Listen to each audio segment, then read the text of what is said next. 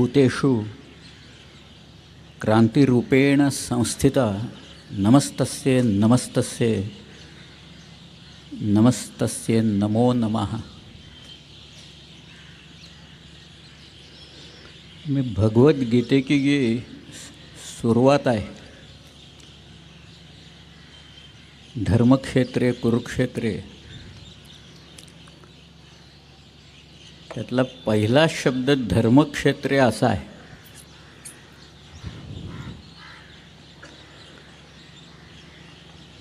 आणि लोक कसा गोंधळ घालतात त्याचं एक उदाहरण म्हणून मी सांगतो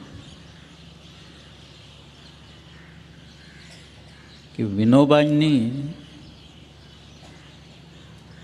गीताई म्हणून त्याचा मराठी अनुवाद केला, पण तिथं त्यांनी तो धर्म हा शब्द वगळून टाकला.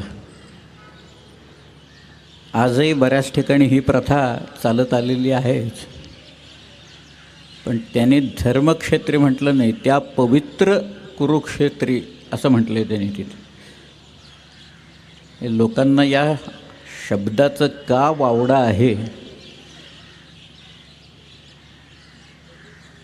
हे एकदा लक्षात आलं चाणाक्ष लोकांच्या की मग कोडी उलगडायला लागतील सगळे.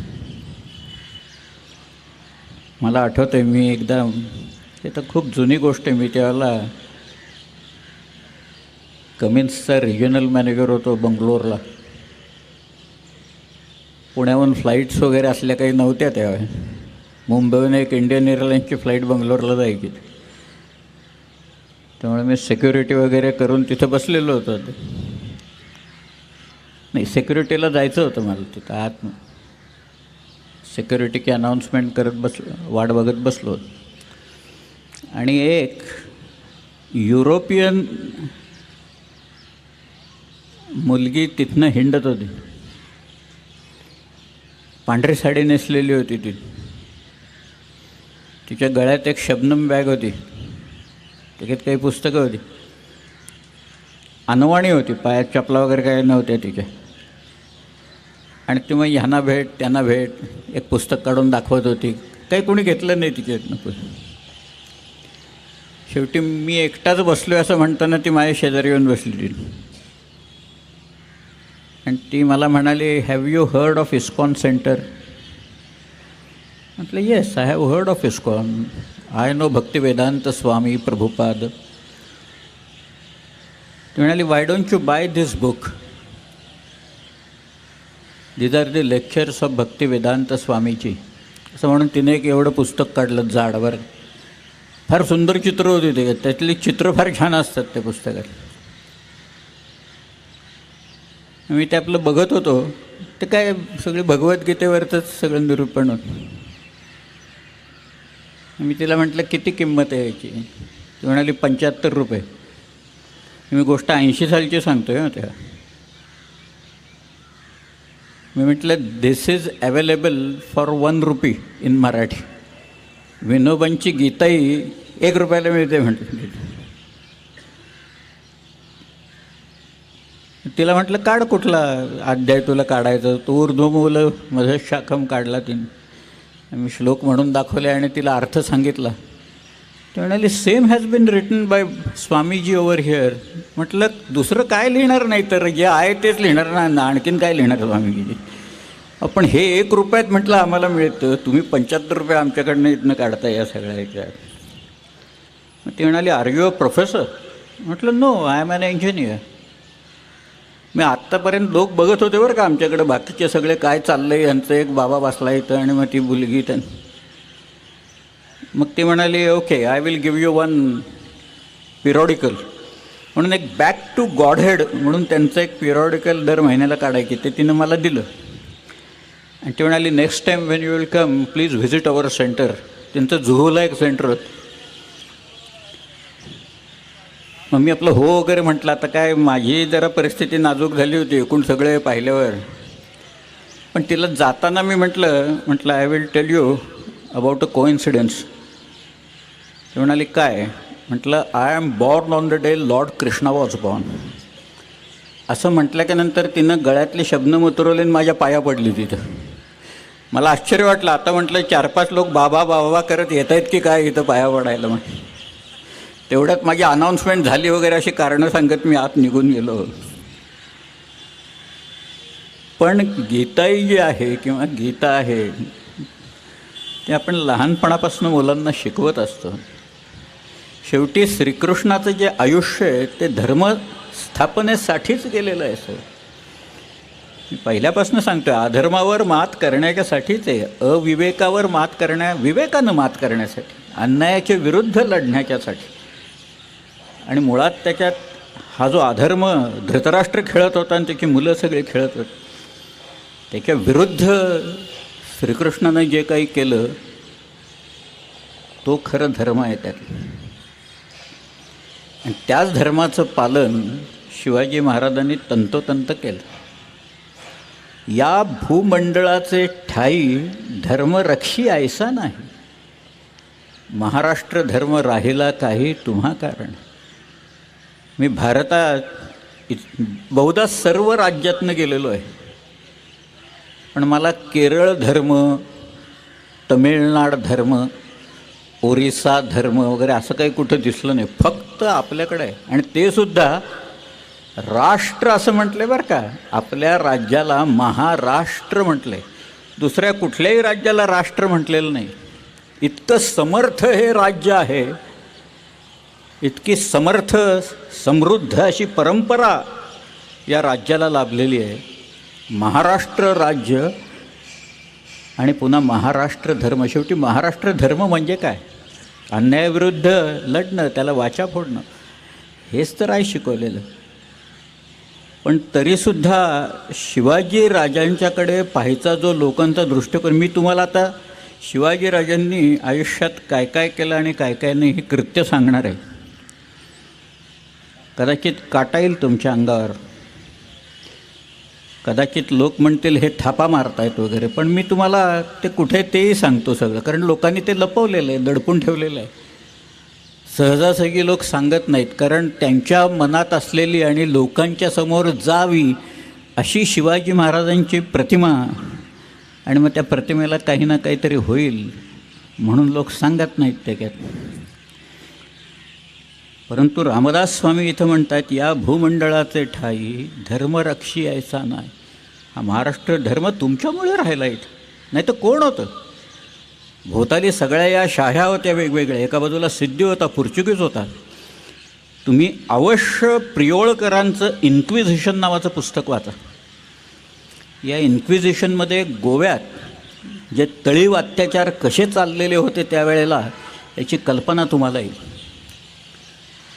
अंगी तेलाची डगली घालून जाळले असं लिहिलेलं आहे तिथं. डगला असतो तो तेलात बुडवायचा, माणसाच्या अंगाला घालायचा आणि पेटवून द्यायचा सरळ चक्क.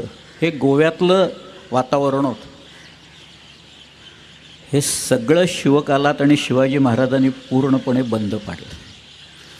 लोक धजावेनात शिवाजी महाराजांचं नाव ऐकल्याक्षणी लोक कापायला लागायचे. अशी उलट परिस्थिती राजांनी ही तिथं निर्माण करून ठेवली. मी परवा एक उदाहरण दिलेलं होतं, ते उदाहरण तर छत्रसाल बनलेल्याच. छत्रसालाबद्दल मी सगळं सांगितलं, पण त्यावेळेला छत्रसालाने एक प्रश्न महाराजांना विचारला. तो म्हणाला, हिंदूंचा आणि तुर्कांचा कधी मिलाफ झाला आहे का? कधीच झालेलं नाही आहे. त्यामुळे मुघलांच्याकडे नोकरी करणं हे मला अशक्यच आहे सगळ्याच्यातनं, म्हणून मी आलो आहे तुमच्याकडं महाराज. हे शिवाजीराजांना माहिती होतं म्हणून तो आला होता छत्रसाल. त्याच्यात उत्तरेतलं वातावरण फार भयानक होतं. मी तुम्हाला एकच अत्याचार सांगतो. पुस्तकातनं 100 अत्याचार वेगवेगळ्या प्रकारचे दिले, तर त्यातला एक फक्त प्रकार सांगतो मी. हे सगळे युरोपियन प्रवाशांनी पाहिलेले अत्याचार आहेत, इथल्या स्थानिक लोकांनी केले. की एका माणसाला पकडलेला होता आणि त्या माणसाच्या गुदद्वारातनं लोखंडी सळई घालून लोक ठोकत होते तिथं. तो गुरासारखा ओरडत होता. नंतर त्याचं ओरडणं बंद पडलं. शेवटी ती सळई इथनं बाहेर आल्या की नंतर त्याला मारायचं थांबलं. हा एकच अत्याचार मी सांगतो. औरंगजेबाच्या वेळेपासनं त्याच्याही आधीपासून मुंडक्यांचे मिनार करायची पद्धत होती. औरंगजेब विचारायचा मुंडक्यांचा मिनार केला का म्हणून. मिनारांची चित्रं आहेत, मुंडक्यांचे मिनार केल्याची चित्रं आहेत. औरंगजेब जो दक्षिणेत निघाला त्याच वेळेला दक्षिणच्या स्वारीला त्याला माहीत होतं की आपण मराठा कंट्रीमध्ये जातो आहे आणि it's a long drawn battle, इतक्या सहजासहजी हे युद्ध संपणार नाही आहे. म्हणून तो निघताना तो म्हणाला मला देवळाचा कळससुद्धा दिसता कामा नये कुठल्याही. त्यामुळे औरंगजेब ज्या वाटेनं आला त्या वाटेवरची देवळं ही पूर्णपणे पाडून नष्ट करण्यात आली.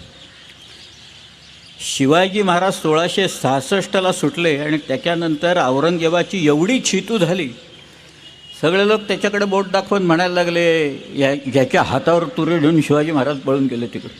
इतकी नाचक्की झाली की त्याचा राग औरंगजेबाने काशी विश्वेश्वरावर काढला आणि 69 साली काशी विश्वेश्वर भ्रष्ट करून टाकला. ते म्हणजे हिंदूंचं जे अत्यंत पवित्र स्थान विश्वेश्वर वाराणसीचा, की मी काल ज्याचं नाव सांगितलं स्लीमन, हेनरी स्लीमन, त्या स्लीमनने असं लिहिलं आहे की मी वाराणसीला बनारसला चाललेलो असताना माझं हृदयाची धडधड वाढली.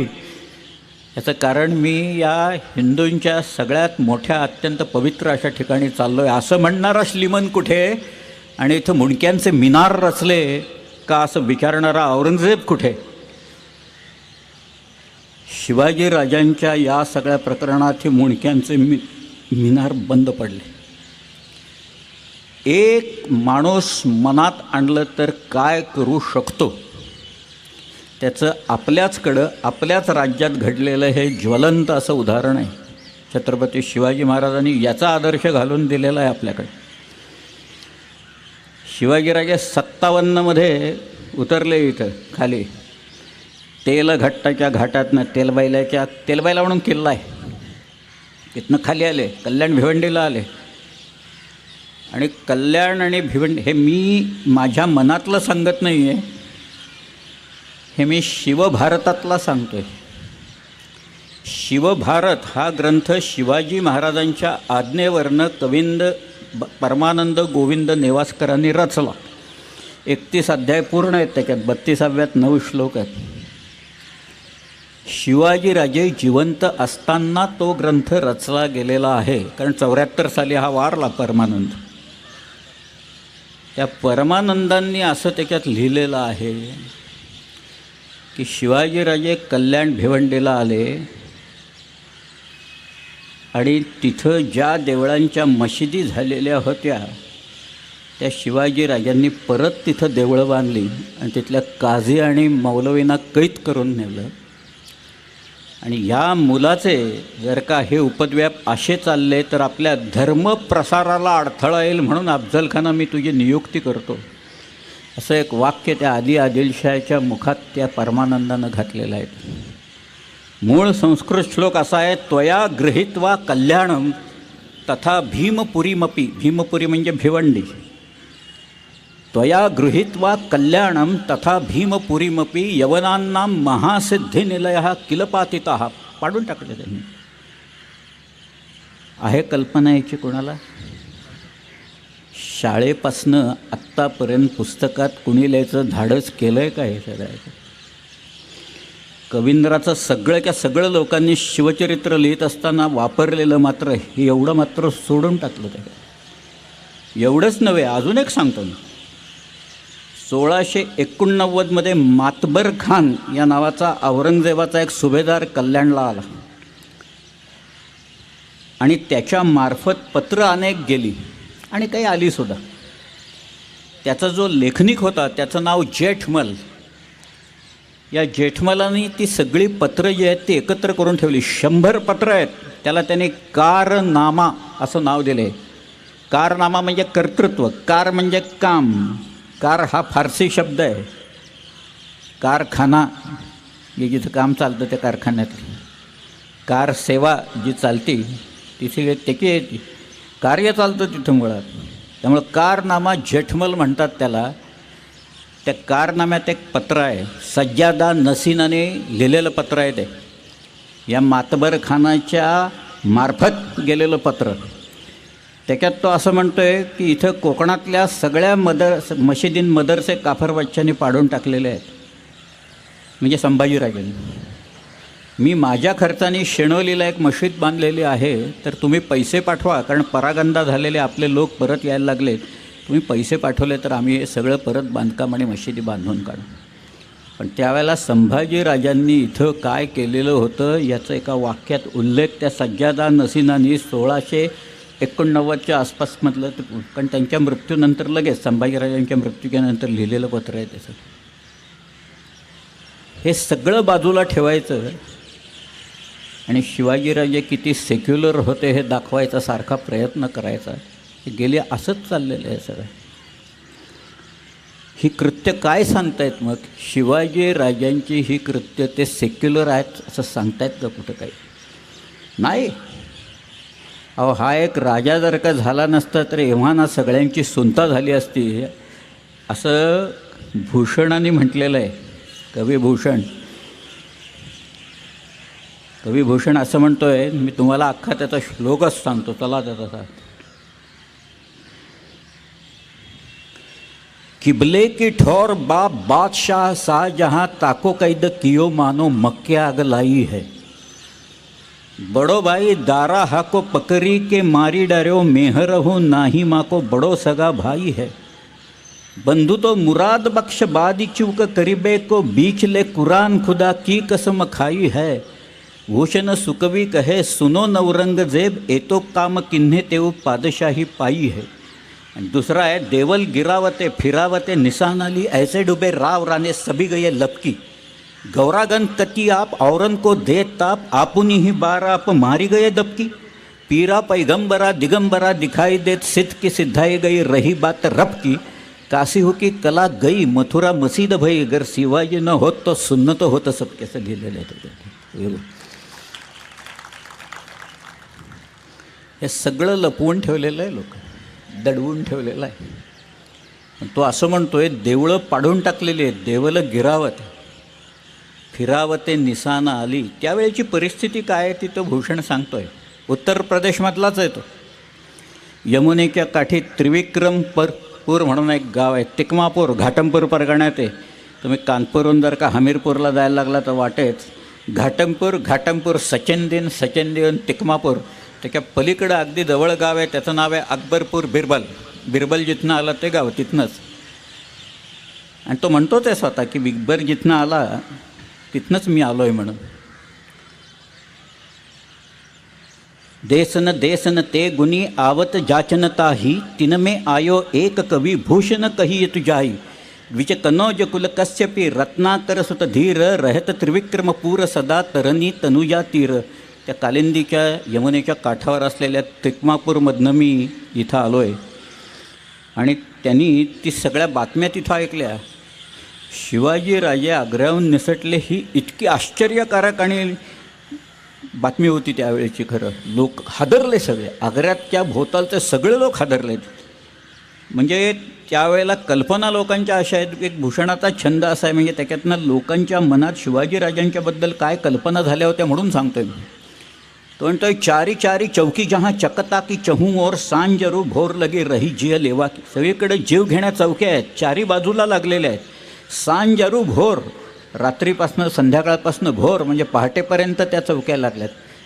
चारी चारी चौकी जहाँ चकता म्हणजे औरंगजेब, चुगताई वंशाचा म्हणजे चंगीज वंशाचा हा जो आहे माणूस. चारी चारी चौकी जहाँ चकता की चहूं और सांजरू भोर लगे रही जिय लेवा की. कंधे धरे कावड़ चलो जब चाँव से एक लिए जात चले मेवा की. भैंस को उतारी डार्यो डंबर निवारी डार्यो कर्यो भैंस और जब चलियो साथ मेवा की. आता शेवटची ओळ बघा. पौन हो कि पंछी हो कि गुटका की गौन हो देखो कोण भांती गयो करामात सेवा की. शिवाजी महाराजांची ही सगळी करामत आग्र्याची बघून हा वाऱ्यासारखा गेला का पक्षासारखा उडून गेला का गुटखा खाऊन गुप्त झाला हे काही कळेनासं झालेलं आहे, असं त्यांनी लिहून ठेवलेलं आहे. पूर्वी गुटखा खाऊन गुप्त होता येत असे अशी एक कल्पना होती. आता गुटखा खाऊन लोक कायमचेच गुप्त होतात, दिसतच नाहीत बरं तिथं ते.